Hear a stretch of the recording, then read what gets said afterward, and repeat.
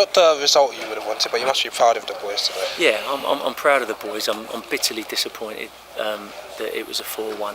You know, in our greatest dreams, you know, we knew it'd be difficult to win the game, and if we'd come out 2-1, which I think would have been probably a fair result, even though they had a lot of possession, then you know, you look back, but 4-1 looks a bit like a drubbing, and it certainly wasn't that at all. And I'm proud of them.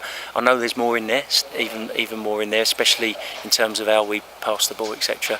But no, I'm exceptionally proud of them.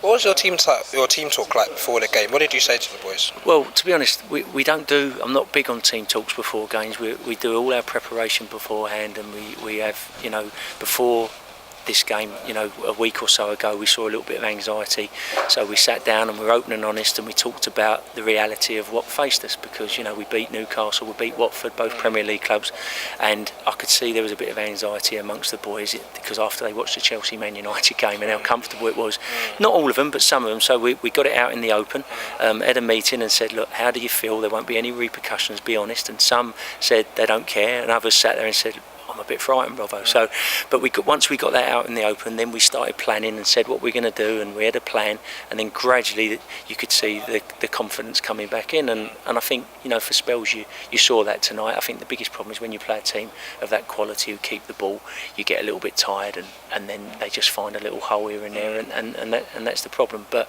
you know, I don't think I'm kidding myself in saying I went up to watch them against Manchester United, and we gave them a far better contest than Manchester United did, which is a big thing to say. And Alfie Egan again on the score sheet. He's been a bit of a talisman for you guys, hasn't he? Alfie, it's a great story of Alfie. I've had him since he was 14, and Alfie loved showing up for the ball, wanted to be on the ball, and Alfie be the first to tell you, we had lots of long chats, and I said, Alf, your biggest assets are your energy. You know, you are a good footballer, and he is a good footballer.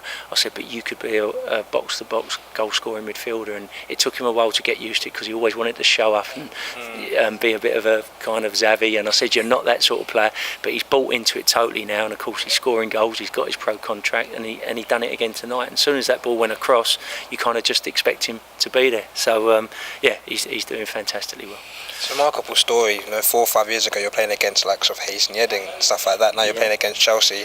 It's symptomatic of how far the club's come. Yeah, definitely. I mean, when I started at the club, I had an under-9 group that I took through, you know, to be English champions at grassroots football, and we got quite a few pros out of that group. And yeah, I mean, when I was here, we were playing Epsom Eagles and Sheen Lions and stuff. And as I was just saying in a previous interview, when we got academy status, we had a decision to make. Do we go for Chelsea's best releases and Arsenal's, or do we stick with our own grassroots lads and develop them? And we got a real belief in our coaching and what we do here, and we stuck with them. And I'm so glad that we did, because I think, apart from just the talent, you can see the fans have got a connection with them. They can see the boys care. They can see, you know, and that's so important for a club like us, because we're never going to have money.